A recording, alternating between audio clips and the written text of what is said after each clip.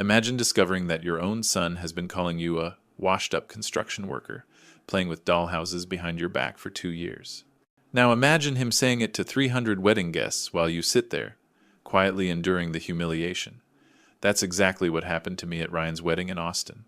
But here's what my son didn't know. The toy houses he was mocking were actually a 200-property empire worth more than everyone in that room combined. When the truth exploded that night, it didn't just end the laughter. It ended relationships, destroyed reputations, and forced me to make the hardest decision of my life about whether some betrayals are simply unforgivable. What would you do if your own son humiliated you like this? Comment below and tell me where you're listening from. I read every single response before revealing what happened next at table 12. You know that feeling when you're proud of your child but also dreading what they might say about you? That was me, Mark Davis, 59 years old, sitting at table 12 in this gorgeous hill country ranch venue. 300 guests filled the reception hall, crystal chandeliers sparkling above Austin's finest, dressed for what society would call the wedding of the year. My son Ryan looked handsome in his black tuxedo, beaming beside his new wife Lisa, a sharp woman who worked for one of Texas's biggest commercial real estate firms. The ceremony had been perfect. Ryan's vows brought tears to my eyes, but this knot in my stomach kept growing tighter. During wedding planning, Ryan had made something very clear. "Dad, please just keep it simple," he'd said. "If anyone asks what you do, just say you're retired from construction. Don't go into the whole house flipping thing. It's embarrassing." Embarrassing. That word stung more than I'd let on. But I'd agreed because I loved my son and wanted his day perfect. So there I sat, quietly nursing my whiskey, watching Lisa's colleagues fill the front tables. Polished professionals discussing market trends and development deals. I recognized several faces from Austin real estate, though none knew who I was. That was by design. Ryan's college friends scattered throughout the middle section. Young tech and finance professionals who measured success by job titles and salaries. They'd been polite during cocktail hour, but I saw the pity when Ryan introduced me as his dad who used to work construction. I'd helped pay for more of this wedding than Ryan realized. The upgraded venue, the premium package, the extra touches that made Lisa's eyes light up. Not that he'd asked where the money came from. He just assumed it was leftover savings from my construction days. The dinner went smoothly. Excellent food, flowing wine, festive atmosphere. I'd avoided work conversations by asking others about theirs.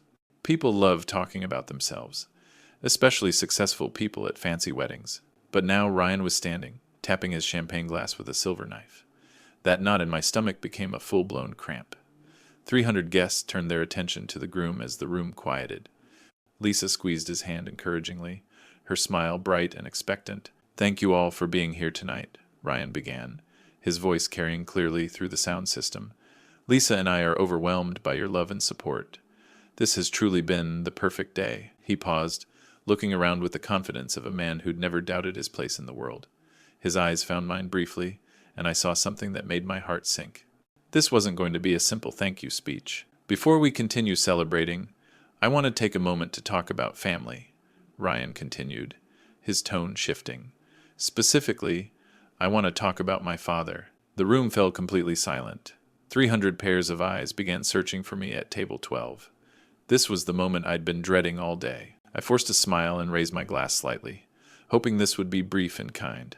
Maybe Ryan would thank me for supporting him, for being there through the years.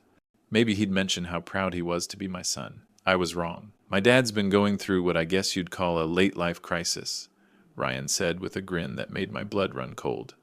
The room chuckled, and I felt my face burn. At 59, he decided he wants to be a real estate mogul. The laughter got louder. Lisa was beaming at her husband, clearly delighted with his comedic timing. "We keep telling him he should act his age, but he won't listen," Ryan continued, gesturing toward my table. "He's out there buying these little rundown houses, thinking he's some kind of property tycoon. It's actually pretty cute, like watching a kid play with toy houses." The crowd erupted, 300 people laughing at my expense while I sat there with that frozen smile, dying inside. But Ryan wasn't finished. "The best part is how seriously he takes it," my son said, warming to his theme. "He's got business cards made up, talks about properties and investments like he's running some kind of empire. We just nod along and try not to hurt his feelings." Lisa leaned into the microphone. "Tell them about the truck, honey." "Oh, right," Ryan laughed. "He drives around in this beat-up pickup truck, looking at houses he'll never be able to afford.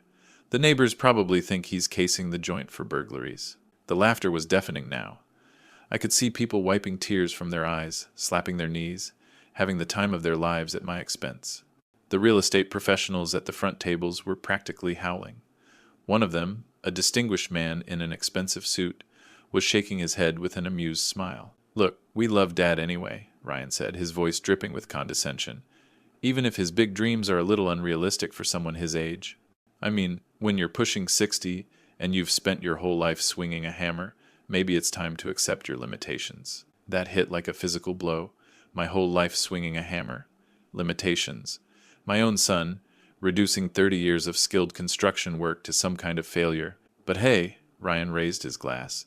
At least he's staying busy instead of just sitting around feeling sorry for himself, like most guys his age do after they get laid off.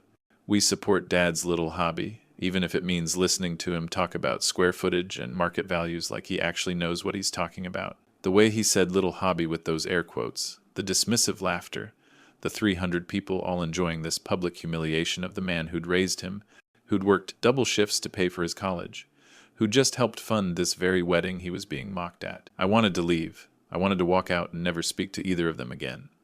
But I sat there, trapped by love and politeness, watching my son destroy me for entertainment. "So here's to Dad," Ryan concluded, raising his champagne high. "May his retirement dreams stay small enough that he can't get into too much trouble." The toast thundered through the room, 300 glasses raised to mock the delusional old man at table 12. But as the applause died down, I noticed something. That distinguished man at the front table wasn't laughing anymore. He was staring at me with a very different expression. Recognition. But to understand how my son's wedding turned into the most humiliating night of my life, and why that man's recognition would change everything, I need to take you back 2 years to when this whole thing started. I was Mark Davis, 57 years old, construction supervisor for Henderson Development, one of Austin's biggest builders.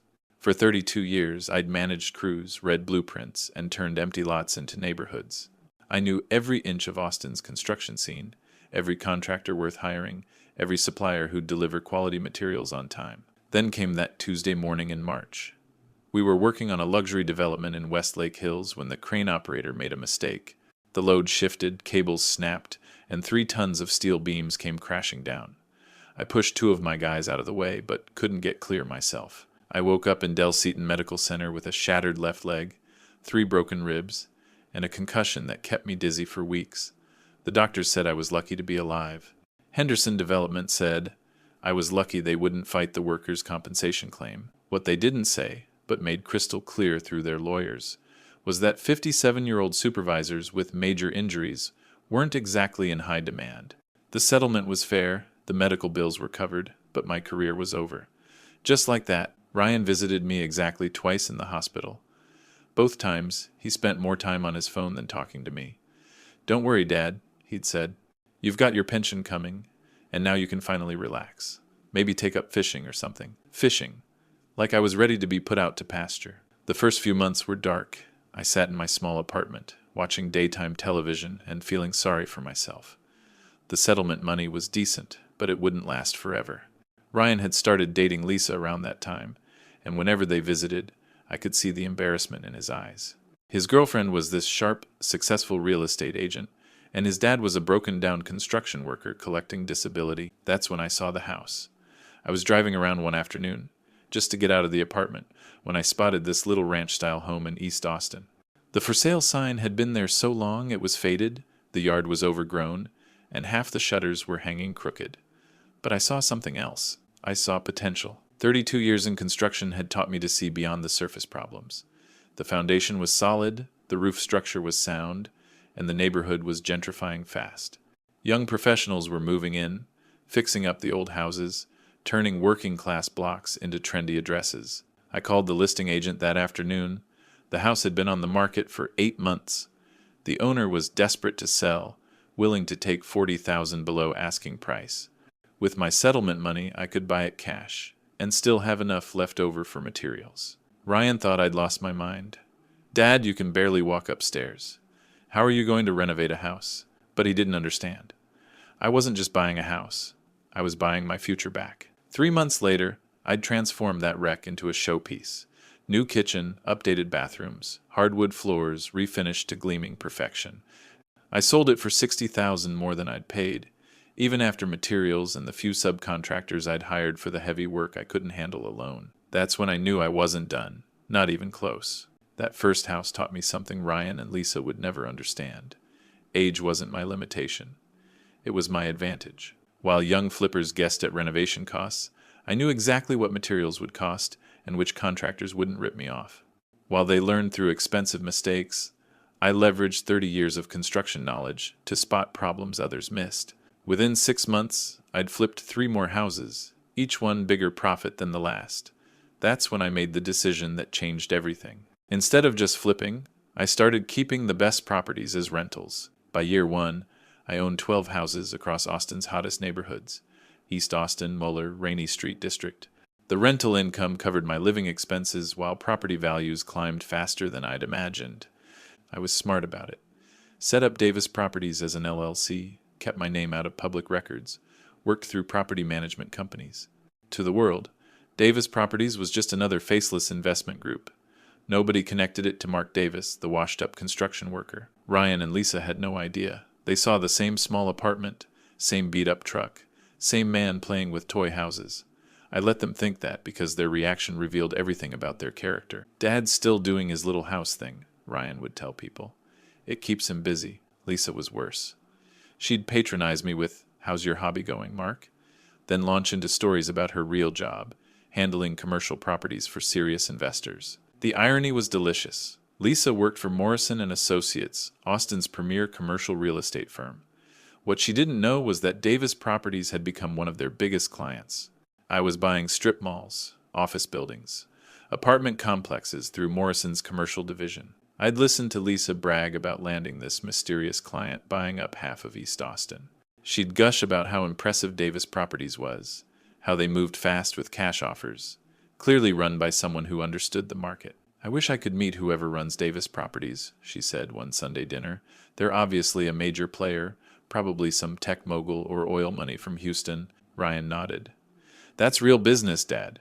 Not like your little fix and flip projects." By 18 months, I owned over 200 properties across Austin. Houses, condos, commercial buildings, vacant lots in developing areas.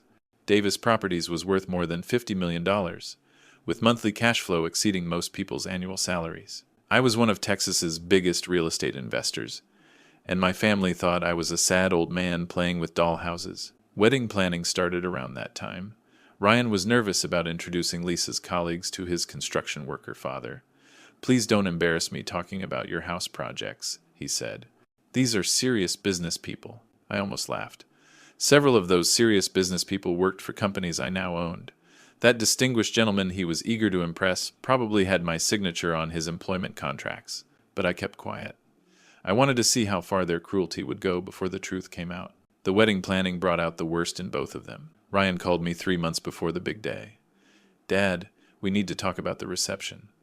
Lisa's guest list includes important people from her firm, managing partners, senior agents, major clients, heavy hitters in Austin real estate. I almost smiled. If he only knew how many answered to me. "I need you to promise something," Ryan continued. "Please don't talk about your house flipping hobby. Just tell people you're retired from construction. That's it." "Ryan, I've never been dishonest about my work." "That's the problem. You get carried away talking about square footage and market trends like you're some expert. It's embarrassing. These people deal with $100 million portfolios. They don't need to hear about your little side projects." "Little side projects." Again, Lisa got on the phone. "Mark, I hope you understand. This is really important to my career. Some of these people could make or break my future at the firm." The irony was staggering. Her future at Morrison & Associates depended on keeping Davis Properties happy, and she was asking Davis Properties to pretend he didn't exist. "Of course, I want your day perfect." But the requests kept coming. "Don't wear construction boots. Don't sit with real estate people. Please don't mention any properties you've worked on." Each conversation felt like betrayal. This was my son, the boy I'd raised alone, worked double shifts to put through college, and he was ashamed of me. The worst part was money. Ryan and Lisa had champagne tastes, but beer budgets. The venue they wanted cost $30,000 more than they could afford. Lisa's catering upgrade was another 15,000. The flowers, photographer, band kept pushing the total higher. I watched them stress for weeks before calling their wedding planner. "This is Mark Davis. I'd like to cover the additional expenses for the Ryan Davis wedding. Should I let them know the donor number? Just say an anonymous family friend wanted to help." Ryan called that night, ecstatic. "Dad, you won't believe it. Some family friend paid for all the upgrades. Lisa's over the moon. This is going to be the wedding of the year." I listened to him gush about anonymous generosity while signing another acquisition contract. The building I was buying that week cost more than his entire wedding. The final insult came 2 weeks before the wedding. Ryan stopped by with the seating chart. "I put you at table 12. It's toward the back, but you'll have a good view. Table 12. As far from important people as possible, hidden where the embarrassing construction worker father couldn't mingle with Austin's real estate elite." "That sounds perfect," I said. As wedding day approached, I dreaded it more each day. Not because I wasn't happy for Ryan, but because I knew what was coming. I'd seen their cruel streak during planning, the way they talked about me when they thought I couldn't hear. I had a choice. Reveal the truth about Davis properties before the wedding, or let them have their moment and see how far their cruelty would go. Before the story gets to the climax, comment below and let me know, if it were you, what would you choose? As for me, I chose to wait. Sometimes people need to reveal who they really are before they can change. The morning dawned perfect. Clear Texas sky, mid-70s, gentle hill country breeze. I stood in the back watching 300 guests take their seats, feeling that familiar mix of pride and dread. Ryan looked incredible in his tuxedo at the altar. When Lisa appeared in her flowing white gown, even I admitted she was stunning. Watching my son's face light up as his bride walked down the aisle, I forgot the tension and just felt happy for him. The ceremony was flawless. Heartfelt vows, elegant exchange, and when the minister pronounced them husband and wife, I wiped away tears. Whatever was wrong between us, this was my boy starting life with the woman he loved. But moving to cocktail hour, that not returned. The reception area was spectacular. My anonymous upgrades were everywhere. Crystal chandeliers, ivory linens, magazine-worthy flowers, top-shelf bar, breathtaking hill country view. I'd paid for their perfect day while they planned to hide me in the corner. I ordered whiskey and tried blending into the background. That's when I recognized faces from Austin's real estate world. The distinguished man from Morrison and Associates held court near windows. Competing firm partners discussed market trends. City planning commissioners mingled with the crowd. This wasn't just Lisa's colleagues. This was Austin's real estate power structure, drinking champagne bought with money from a man they'd never heard of. "You must be the father of the groom." I turned to find a well-dressed woman extending her hand. Patricia Morrison, Lisa's boss at Morrison and Associates. My heart nearly stopped. Patricia Morrison founded the firm handling most of my commercial acquisitions. Her signature was on dozens of my contracts, but we'd never met face to face. "Mark Davis," I said carefully. "Lisa speaks of you often. She mentioned you're retired from construction. How wonderful that you can enjoy your golden years." Golden years. Like I was some old-timer puttering in his garden. I try to stay busy. Hobbies are so important for men your age. Keeps the mind sharp. I excused myself before saying something I'd regret. The irony was unbearable. I was standing 3 feet from a woman whose firm made millions in commissions from my deals, and she was talking to me like her elderly uncle. Cocktail hour dragged on. I gravitated toward conversation edges, listening to real estate professionals discuss deals I'd been involved in, markets I'd helped shape, properties I owned. They spoke with insider confidence, never imagining the quiet man in the corner knew more about Austin real estate than all of them combined. Finally, dinner was announced. I made my way to table 12, tucked in the back corner as Ryan promised. My table mates were distant relatives and family friends making polite weather conversation. From my vantage point, I could see the head table where Ryan and Lisa sat with their wedding party, and front tables filled with Morrison and Associates partners. The contrast wasn't subtle. Important people up front, embarrassing construction worker dad hidden in back. First course served, wine poured, conversation flowing. I was starting to relax, thinking maybe I'd get through this evening without incident. Then Ryan stood up, tapped his champagne glass, and reached for the microphone. What came next was worse than anything I'd imagined. "You know, everyone always asks about Lisa's success," Ryan continued, his confidence growing with each laugh. "But nobody talks about the comedy gold that is my father's midlife crisis." The laughter got meaner. I could see people leaning forward, anticipating more entertainment at my expense. The man actually thinks he's going to become a real estate mogul, Ryan said, gesturing toward table 12. At 59, after spending his whole life with a hammer in his hand, Lisa leaned into the microphone. Tell them about the business cards, honey. Oh my God, the business cards, Ryan laughed. He had business cards made. Mark Davis, property investment specialist. I'm not kidding. He carries them around like he's actually going to network with real professionals. The crowd was howling now. I watched Patricia Morrison cover her mouth, trying not to laugh too hard. The distinguished man I'd noticed earlier was shaking his head with amusement, probably thinking about how pathetic old construction workers could be. The best part, Ryan's voice grew crueler, is watching him try to talk shop with actual real estate people. He'll throw around terms he learned on YouTube, talking about market analysis and investment strategies like he has any clue what those words mean. My chest felt tight. This wasn't just mockery anymore. This was character assassination in front of 300 people, including dozens of professionals who could have been valuable business connections if they'd known the truth. We've tried to be supportive, Lisa added, her voice dripping with false sympathy. But at some point, you have to face reality. Some dreams have expiration dates. The phrase hit me like a physical blow. Some dreams have expiration dates. My own daughter-in-law telling 300 people that my ambitions were too big for my age. I mean, look at him, Ryan continued, pointing directly at me. Sitting there in his discount suit, probably calculating how many lawns he'd have to mow to afford one of the properties he pretends to understand. The laughter was vicious now. People weren't just amused anymore. They were feeding off the cruelty, enjoying the spectacle of watching a successful young couple publicly destroy the old man who'd raised one of them. But here's what really gets me. Ryan's voice turned sharper. He actually thinks we don't know how pathetic this whole thing is. Like we're going to pretend his little house projects are impressive because we don't want to hurt his feelings. I felt something break inside me. This wasn't just about business success or family respect anymore. This was my son telling 300 people that I was pathetic, that my feelings didn't matter, that everything I'd worked for was a joke. So let's all raise a glass, Ryan concluded, lifting his champagne high, to my father's adorable delusions. May they stay small enough that he can't get into too much financial trouble. The toast thundered through the room. 300 glasses raised to mock the delusional old fool at table 12.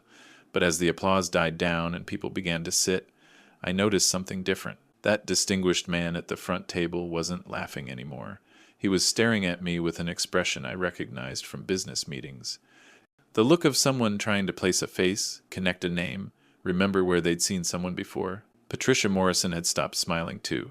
She was looking between me and the man beside her, a conversation happening in whispers. Recognition was dawning, and when it fully hit, this room was about to get very quiet very fast. The distinguished man stood abruptly, nearly knocking over his chair. Patricia Morrison grabbed his arm, but he was already walking toward my table with determined strides. "Excuse me," he said, his voice cutting through the lingering laughter. "Are you Mark Davis?" Conversations around nearby tables stopped as people turned to see what was happening. "Yes," I said quietly. "James Harrison, managing partner at Morrison and Associates." He extended his hand, his expression intense. "Mr. Davis, are you the Mark Davis who owns Davis Properties?" The room hadn't gone completely quiet yet, but attention was shifting our way. Patricia Morrison had followed James, her face pale with growing realization. "Yes, I am." James Harrison's face went through shock, disbelief, then something approaching horror as the implications hit. "Oh my God," he whispered. "Mr. Davis, I am so incredibly sorry.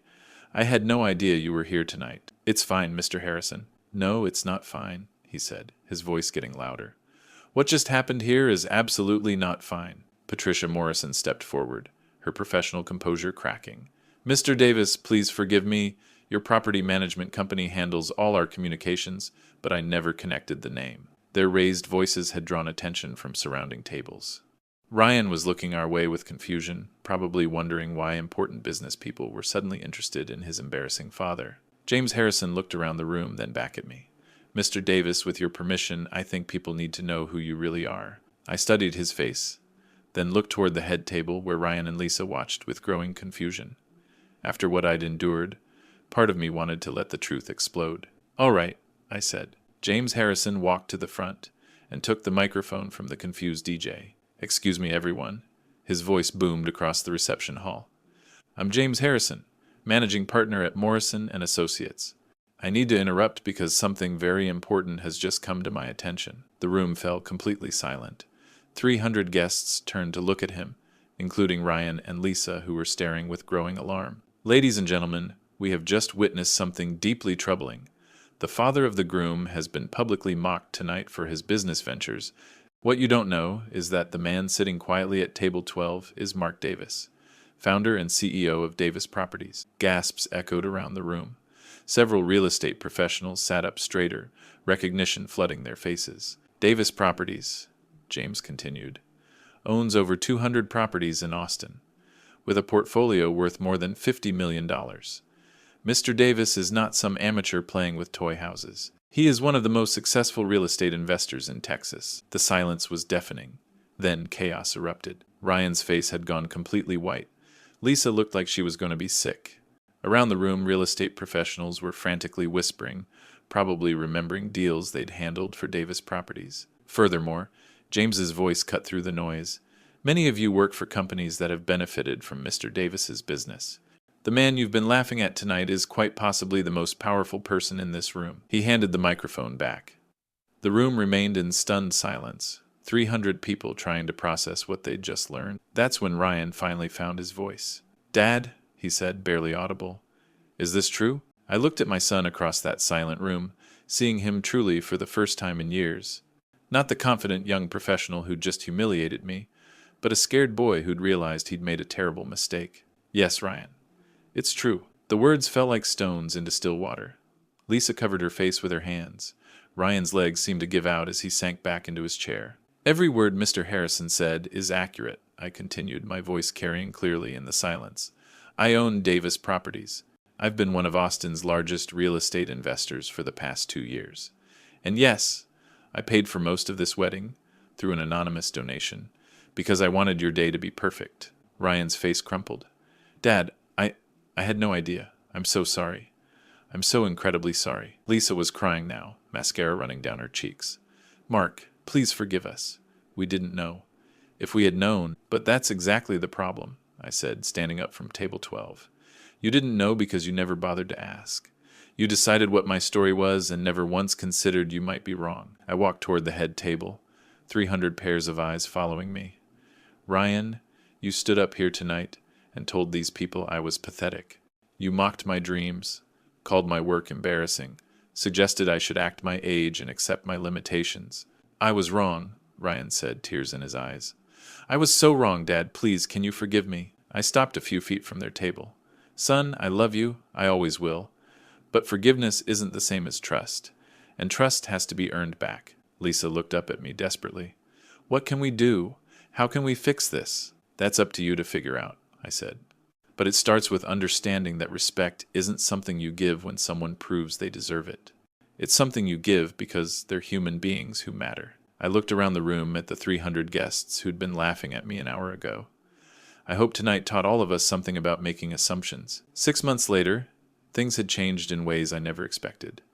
Ryan started calling every Sunday, not to ask for anything, but just to talk. He'd enrolled in real estate courses, genuinely wanting to understand the business he'd mocked. Lisa left Morrison and Associates to start her own firm, saying she needed to prove herself without riding on connections she hadn't earned. They were trying, really trying. But trust, once broken, takes time to rebuild. As for me, I finally went public with Davis Properties. No more hiding behind anonymity. At 60, I learned that success means nothing if you have to keep it secret to protect other people's feelings. So that's my story. Sometimes the people closest to us can't see who we really are until the truth forces them to look. Was my son's public humiliation justified payback for years of dismissal? Should I have revealed my success earlier to spare us all this pain? Looking back on that night, I realize God works in mysterious ways. Sometimes he allows us to be broken down completely before he builds us back up stronger. The pain of my son's betrayal was devastating, but it taught me something profound about human nature and forgiveness. Family betrayal stories like mine aren't uncommon. We live in a world where success is measured by appearances, where age is seen as limitation rather than wisdom. But God sees the heart when others see only the surface. He knew my worth even when my own family couldn't. The real lesson isn't about proving people wrong or achieving business success. It's about understanding that our value doesn't depend on others' recognition.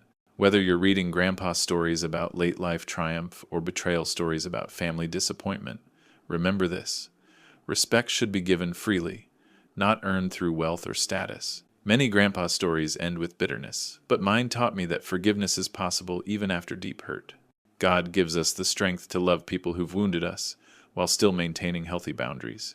Ryan and Lisa are learning this lesson slowly, and I pray they'll become better people through this experience. If this story touched your heart, I'd love to hear about your own experiences with family expectations or late life dreams in the comments below. Have you ever felt underestimated because of your age? Please share this story with someone who needs to hear that it's never too late to surprise the world. Your support means everything to our community of dreamers who refuse to be defined by others' limitations.